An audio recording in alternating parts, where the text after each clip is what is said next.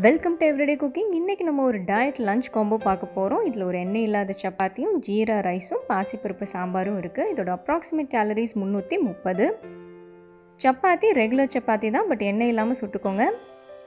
இப்போ நம்ம சீரக சாதம் எப்படி செய்கிறதுன்னு பார்க்கலாம். ஒரு பாத்திரத்தில் 1 கப் அளவுக்கு பாஸ்மதி ரைஸ் சேர்த்துருங்க. இது ஆல்ரெடி தண்ணியில் நல்லா க்ளீன் பண்ணது. இதில் 2 கப் அளவுக்கு தண்ணி சேர்த்துக்கலாம். உங்களுக்கு ரைஸை ஊற வைக்கிற அளவுக்கு டைம் இருந்தால் ஒரு அரை மணி நேரம் அதை ஊற வைங்க, இன்னுமே குயிக்காக வெந்துடும். இது இப்போ கொதிக்க ஆரம்பிச்சிருச்சு. தேவையான அளவு உப்பு சேர்த்துக்கலாம். இதோட ஒரு அரை ஸ்பூன் அளவுக்கு எண்ணெயும் சேர்த்துக்கலாம். எண்ணெய் விட்டிங்கன்னா ஒன்றோட ஒன்று அரிசி ஒட்டாமல் வரும்.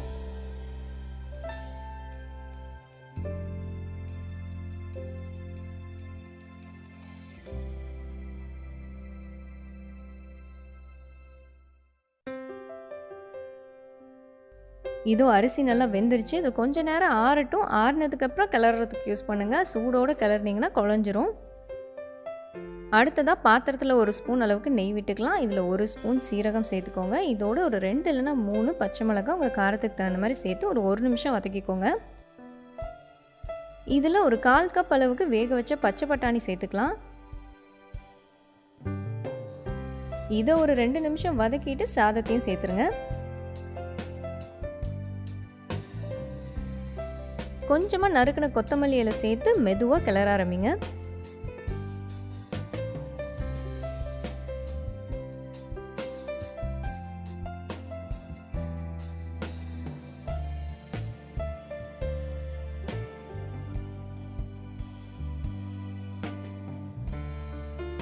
ஸோ இதோ நம்மளோட டயட் சீரக சாதம் ரெடி. அடுத்ததாக நம்ம பாசிப்பருப்பு சாம்பார் எப்படி வைக்கிறதுன்னு பார்த்துடலாம். ஒரு பாத்திரம் எடுத்துக்கோங்க. அதில் கொஞ்சமாக எண்ணெய் விடுங்க. இதில் அரை டீஸ்பூன் கடுகு, அரை டீஸ்பூன் உளுந்து சேர்த்துக்கலாம். கடுகு வெடிக்கட்டும். கடுகு வெடிச்சதும் அரை டீஸ்பூன் சீரகம், 10லேருந்து 15 சின்ன வெங்காயம், 2 பச்சை மிளகாய், கொஞ்சமாக கருவேப்பிலை. இதை நல்லா வதக்கிக்கலாம். வெங்காயம் வதங்குற வரைக்கும் நல்லா வதக்கிக்கோங்க. இதோட கொஞ்சமாக ஒரு 1/4 டீஸ்பூன் அளவுக்கு பெருங்காயத்தூள் சேர்த்துக்கோங்க. கூடவே ஒரு அரை டீஸ்பூன் அளவுக்கு மஞ்சத்தூளும் சேர்த்துக்கலாம். வெங்காயம் வதங்கினதும் தக்காளி சேர்க்கணும். பெரிய தக்காளியாக இருந்தால் 2, சின்ன தக்காளியாக இருந்தால் 3. இப்போ தக்காளி நல்லா மசிய வேகணும். அது வரைக்கும் நல்லா வதக்கிக்கோங்க. உப்பு சேர்த்திங்கன்னா தக்காளி சீக்கிரம் வதங்கிடும். அதனால் இந்த ஸ்டேஜ்லேயே நம்ம தேவையான அளவு உப்பு சேர்த்துக்கலாம். இப்போ ஒரு 2 டீஸ்பூன் அளவுக்கு சாம்பார் பொடியும் உங்கள் காரத்துக்கு தகுந்த மாதிரி மிளகாத்தூளும் சேர்த்துக்கோங்க. இது ஒரு 2 நிமிஷம் நல்லா வதக்கிட்டு வேக வச்சிருக்கிற பாசி பருப்பை சேர்க்க போகிறோம். நான் வேக வச்சு இங்கே காட்டலை. நீங்கள் 1 கப் அளவுக்கு பாசி பருப்பு எடுத்து 2 கப் தண்ணி ஊற்றி வேக வச்சுக்கோங்க. வேக வச்சா கிட்டத்தட்ட உங்களுக்கு 2 கப் அளவுக்கு வரும். இதில் ஒரு 2 கப் அளவுக்கு தண்ணியும் சேர்த்துருங்க.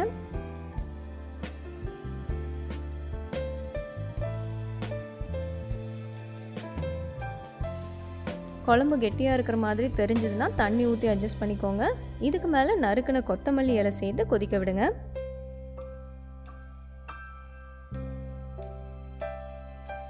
ஒரு 5 நிமிஷம் மீடியம் ஃப்ளேமில் அது நல்லா கொதிக்கட்டும். கொதிச்சதுன்னா ரெடி ஆகிடும். ஸோ இதோ நம்மளோட பாசி பருப்பு சாம்பார் ரெடி. நம்ம இன்னைக்கு லஞ்சுக்கு 1 சப்பாத்தி, 3/4 கப் அளவுக்கு சீரக சாதம், ஒரு 1/4 கப் அளவுக்கு பாசிப்பருப்பு சாம்பார், இதுதான் சாப்பிட போகிறோம். இந்த 3/4 கப் சீரக சாதத்தில் 3.5 கிராம் ப்ரோட்டீனும், 1.1 கிராம் ஃபேட்டும், 33.8 கிராம் கார்போஹைட்ரேட்ஸும், 0.7 கிராம் ஃபைபரும் இருக்குது. 1/4 கப் பாசிப்பருப்பு சாம்பாரில் 2.9 கிராம் ப்ரோட்டீனும், 2 கிராம் ஃபேட்டும், 14.6 கிராம் கார்போஹைட்ரேட்டும், 2.7 கிராம் ஃபைபரும் இருக்குது. ஒரு எண்ணெய் இல்லாத சப்பாத்தியில் 3 கிராம் ப்ரோட்டீனும், 0.4 கிராம் ஃபேட்டும், 17.4 கிராம் கார்போஹைட்ரேட்டும், 2.7 கிராம் ஃபைபரும் இருக்குது. வேறொரு இன்ட்ரெஸ்டிங்கான ரெசிபியோடு உங்களை சந்திக்கிறோம். மறக்காமல் எங்கள் சேனலுக்கு சப்ஸ்கிரைப் பண்ணுங்கள்.